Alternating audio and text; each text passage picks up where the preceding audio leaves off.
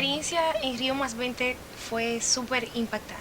Por lo menos yo participé en el sexto Congreso Mundial Juvenil, que lo organiza la institución Peace Child International, y fue muy impactante porque a pesar de que uno a diario en sus instituciones, en sus comunidades, en los grupos en que participa, está debatiendo temas acerca de medio ambiente, acerca de los recursos naturales y todo eso, realmente cuando tú te encuentras con jóvenes de otros países que tú dices, wow, son países desarrollados, pero tú sabes y te das cuenta que están en la misma situación que tú, que analizas estadísticas, que te enteras de cosas que pasan en esos países, es cuando realmente tú te das cuenta que hay que crear una alarma mundial acerca de los problemas medioambientales.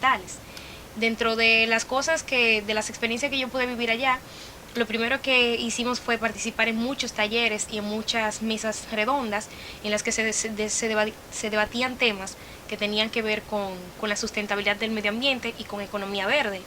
Temas sobre cambio climático y sociedades, sobre huella ecológica, sobre el agua, sobre el rol de la juventud ante las demandas mundiales, en muchísimos talleres.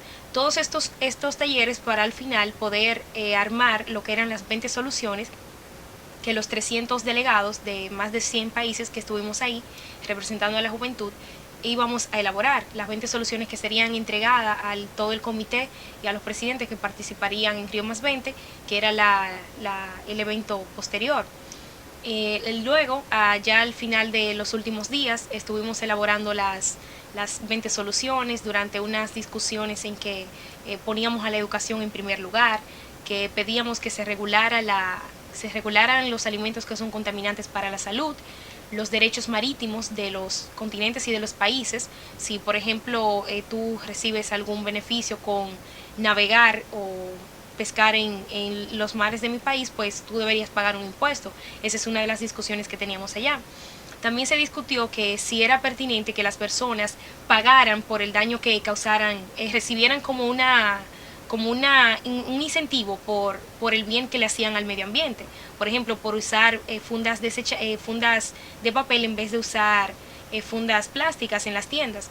Entonces la discusión que nosotros generamos es que no estábamos de acuerdo con eso, porque lo que se debe trabajar es por la educación de las personas, que las personas por sí mismas entiendan lo importante que es proteger el medio ambiente y tener una huella ecológica positiva, y no que a la gente se le pagara por hacer eso, que la gente simplemente protegiera el medio ambiente porque le estaban pagando para eso, sino porque la gente realmente lo entienda. Y en cuanto al rol de la juventud, una de las cosas que más recalcamos es que los jóvenes tenemos un desafío, porque por participar en los grupos en que estamos y en nuestras instituciones, nosotros debemos lo que sabemos, compartirlos con los demás, empaparnos acerca de estos temas de economía verde y sustentabilidad del medio ambiente y compartirlo con nuestros grupos. Un ejemplo, a mi regreso, el desafío que yo me tomé fue replicar lo que había aprendido con los jóvenes de mi institución. Y cuando nos reunimos, lo que hacíamos era como unos ensayos de cómo disminuir nuestro nivel de contaminación al medio ambiente y dejar una huella ecológica. Por ejemplo, apagar las luces, disminuir el consumo de energía eléctrica, el consumo de agua, saber administrarla, no usar tantos plásticos, por ejemplo, usar una botella plástica para usar el agua y no estar usando vasos desechables.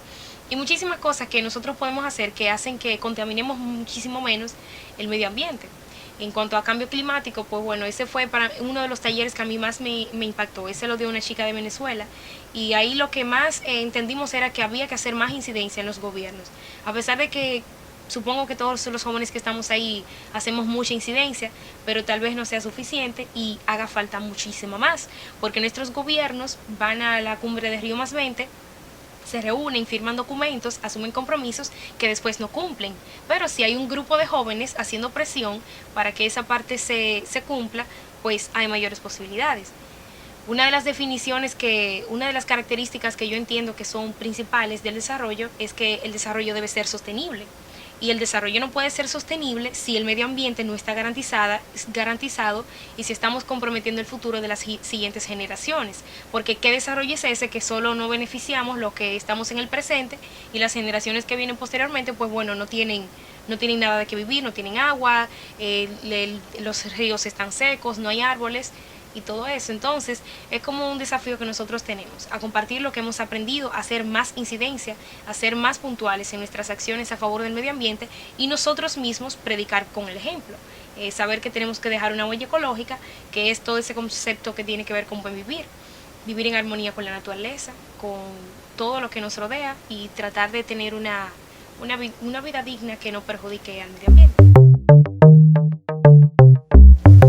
En cuanto al documento final, con las 20 soluciones que nosotros enviamos a Río Más 20, yo quedé relativamente complacida porque sabíamos que no se iban a incluir las 20 soluciones que nosotros planteamos y mucho menos tal y como las planteamos. Por ejemplo, tener el agua como un derecho universal, como un derecho humano de cada persona.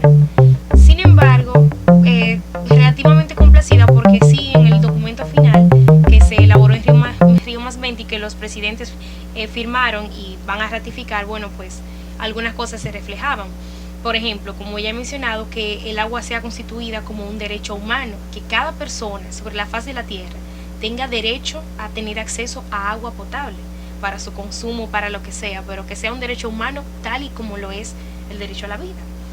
También una de las cosas que quedaron incluidas dentro del documento es utilizar la agricultura con una perspectiva de nutrición, pero eso se hace, pero hacerlo como con más énfasis, sobre todo en las poblaciones más empobrecidas y que realmente pueden vivir de la agricultura. Por ejemplo, pueblos dominicanos y pueblos de África, de América del Sur, que son los países que más pueden vivir de la agricultura. Que se hagan programas en que participen las personas, las madres y los padres de las comunidades que puedan como cultivar sus propios alimentos y que sean cultivados de forma orgánica, que es la forma más adecuada de producir los alimentos. Otra de las cosas que quedaron incluidas... ok. La marina. ¿Puedo seguir? Sí, porque yo no mencioné lo de la marina. Otra de las cosas que quedaron incluidas es como hacer como más énfasis en la participación de las comunidades, de las personas en el cambio climático y en la transformación que necesita la sociedad.